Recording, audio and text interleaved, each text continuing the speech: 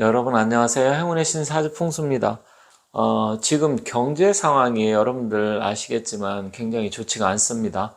일단 뭐 수출도 좀 부진하고 또 실질적으로 내수 자체 소비도 좀 점점 전에 비해서 좀 줄어들기 시작하고 있고 물가는 여전히 꺾이지 않고 있고 금리 또한 지금 내리지 않고 이런 상황입니다. 그러다 보니까 부동산 경기 자체도 굉장히 매매도 이루어지지 않는 상황에서 말로는 지금 올라갔다 뭐 이런 이야기가 나오고 있지만 실질적으로는 거래가 이루어지지 않고 있는 상황입니다. 그런데다가 지금 최근에 주식시장까지 계속해서 이제 하락을 하고 있습니다. 그러다 보니까 복합적으로 이게 위기가 오는 거 아닌가 이렇게 생각하시는 분들이 많은데 저는 사실 제가 제 영상을 통해서 몇 번 말씀드렸지만 좀 긍정적으로 보고 있습니다. 물론 무조건 뭐 제 생각으로 뇌피셜로 그러는 게 아니라 이제 세상이 돌아가는 이치를 놓고 봤을 때 오르는 게 있으면 반드시 내리는 게 있고요. 또 높이 올라가면 내려오는 것도 깊게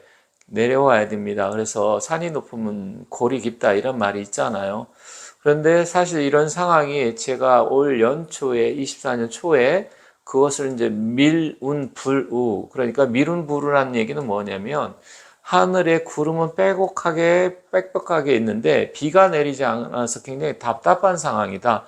올 한 해 제가 연초에 예측을 하면서 그런 말씀을 드린 적이 있습니다. 혹시 뭐 그 영상을 보신 분이 계실지 모르겠지만 저는 2023년 한 해가 뭔가 답답하고 되지 않고 그러다 보니까 사람들이 굉장히 힘든 한 해가 될 것이다. 그렇게 말씀을 드렸어요. 그리고 제가 이제 윤석열 대통령하고 이재명 대표가 후보 시절에 윤석열 대통령이 대통령 당선 가능성이 높은데 사실은 뭐 윤석열 대통령이 당선이 돼도 아니면 이재명 대표 그 당시 후보가 된다 하더라도 나라가 굉장히 시끄러울 것이다 그런 말씀을 드린 적이 있었죠. 근데 실질적으로 지금 그런 상황이 계속 지속되고 있는데 과연 이게 언제쯤 좋아지면서 좀 정리가 되고 경제 상황도 좋아지고 부동산 경기에 살아나면서 주식시장도 살아날 것인지 그런 부분에 관심이 많을 텐데 제 개인적으로는 어느 정도 이게 예측이 됐던 부분이기 때문에 제가 판단할 때는 조금 더 시간이 더 지나야 됩니다. 그런데다 갑작스런 올해 변수가 이스라엘이 갑자기 하마스하고 뭐 전쟁 아닌 전쟁이 벌이는 이런 사태가 발생을 했는데 사실 그런 것을 뭐 예측한다는 게 물론 뭐 점쟁이라든지 옛날에 노스트라다무스처럼 미래를 예언한 사람 어느 정도 예측했는지 모르겠지만 그런 변수까지 맞추기는 쉽지 않습니다. 그런데 실제로 저는 우리 대한민국이 아직 희망이 있고 좋아진다 이렇게 생각을 하는데 지금 현재는 문제가 뭐냐면 지금 주식시장이 이 부분이 주식을 하시는 분 저도 이제 상담을 통해서 주식을 투자를 했는데 손해를 많이 봤다 이렇게 하시는 분들이 많아요. 그런데 제가 다른 부분을 말씀드리려고 하는 게 아니라 오늘 이 전기차 분야, 이 전기차는 이제 배터리 2차 전지 같이 가는 거죠. 이 배터리 부분하고 두 번째는 이제 반도체, 이 반도체가 구운의 역시 이건 두 개 다 화의 기운에 관계된 주식이기 때문에 이 구운 시대는 앞으로 이런 부분에서 2차 전지라든지 전기차 이런 쪽이나 반도체가 굉장히 폭발적으로 늘어나고 성장할 것이다. 제가 몇 년 전부터 말씀드렸잖아요. 이 구는 화해 시대인데 이제 24년부터 이제 본격적으로 시작이 됩니다. 24년부터. 지금은 구운이 이제 어느 정도 시작됐다. 이렇게 보여지지만 이제 연도까지 확 바뀌는 게 24년입니다. 그렇다고 하면 지금 이 부분이 주식을 갖고 계신 분들이 많아요. 그러다 보니까 굉장히 지금 어려우신 분들이 많습니다. 심지어 이게 에코프로 같은 경우는 거의 뭐 150만 원 정도 가까이 찍었다가 지금은 또 폭락을 해서 뭐 60만 원 정도 언저리를 왔다 갔다 하다 보니까 거의 뭐 한 반토막이 아니죠. 반토막도 훨씬 더 났죠. 거의 뭐 그 가게 꼭지에 사신 분은 많지는 않겠지만 보통 뭐 50%에서 많게는 100% 이상 손해본 분들이 많아요. 그런데 제가 이 7월 말에서 8월 초에 이때 제가 동영상을 올렸습니다. 그때 뭐라 그랬습니까? 주식시장이 미쳤다. 이제는 전기차라든지 배터리 2차든지 들어가지 말고 차라리 이제 방산 관련주라든지 아니면 제가 뭐라 그러면 이제 반도체가 오히려 낫다. 그렇게 말씀을 드렸었죠. 근데 반도체는 사실 이 2차 전지에 비해서 그렇게 많이 떨어지진 않았어요. 반도체는 어느 정도 선방을 하고 전체적인 우리나라 외인들이 지금 팔기 시작하면서 떨어져 있는 상황인데 실질적으로 이 방산주 반도체 이제 방산주 같은 경우는 또 일부 좀 떨어진 것도 있습니다만 전체가 떨어지다 보니까 그렇게 된 건데 이 2차 전지 뭐 포스코 홀딩스서부터 시작을 해서 포스코 퓨처엠이라든지 포스코 DX 금양 뭐 이런데 그리고 에코프로 이런 쪽 다 해가지고서 결국 2차 전지 배터리 쪽은 제가 그때 7월 말에 미쳤으니까 사지 마세요. 이제는 사지 말고 지켜봐야 되고 혹시 갖고 있는 분도 파는 쪽이 좋겠다 이렇게 말씀을 드렸어요. 그런데 그것을 이제 뭐 믿든 안 믿든 뭐 제 영상을 뭐 보신 분도 계시고 또 믿고 그때 파신 분도 계실지 모르겠지만 일단은 이 상황이 너무나 올라갔고 이상했었습니다. 그때 그 움직임이 주가가.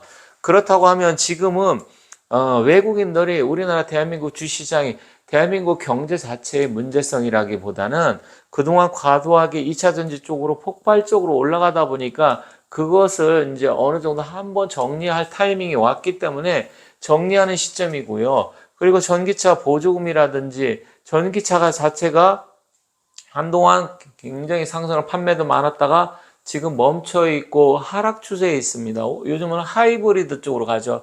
그래서 이게 한번 또 이런 과정을 거쳐야 돼요. 그래서 제가 봤을 때는 조금 더 내려올 수 있다. 그러면 언제 정도냐? 작년 그 말에도 또 주식이 굉장히 많이 떨어졌었어요. 그래서 코스피 같은 거 종합주가 지수 같은 경우는 제가 봤을 때 이제 2200 정도 이 언저리까지도 내려와야 되고요. 코스닥 같은 경우는 또 다시 해서 이거는 한 뭐 650선 요 정도까지도 내려올 수 있습니다. 이걸 한번 찍어야 돼요. 이걸 찍어야 되는데 그 시점이 언제냐? 그게 연말이나 연초, 빠르면 다음 달 그렇게도 될 수 있습니다. 그래서 실질적으로 이걸 다시 한번 터치하는 그런 상황이 될 수도 있기 때문에 작년 연말에 그랬다가 이제 봄서부터 다시 상승을 했다. 또 이제 여름 8월, 9월에서 뭐 이때부터 다시 꺾이기 시작해서 지금 9월, 10월 와서 팍 꺾이고 있잖아요. 특히 10월 달에 그런 부분이 있는데 이런 거는 한 번씩 다 겪어야 될 과정이다. 그런데 과도하게 우리나라 지금 그 특히 코스닥을 투자하시는 분들, 개미 투자자들이 너무 주식시장에서 이 2차 전지 이런 쪽으로 너무나 많이 지금 물려 있어요.